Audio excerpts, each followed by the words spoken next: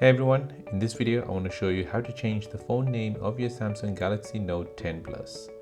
This is great when you're using your phone for Bluetooth connection, Wi-Fi direct or any other methods. So on your phone, go into your settings app,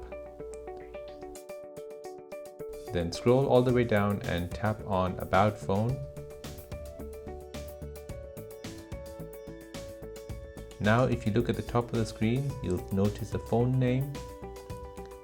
Press Edit, which is underneath, and this will let you change the phone name of your phone. Change the phone name to your preference and press Done when you have completed.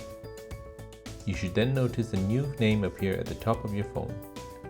And that is how to change your phone name of your Samsung Galaxy Note 10 Plus.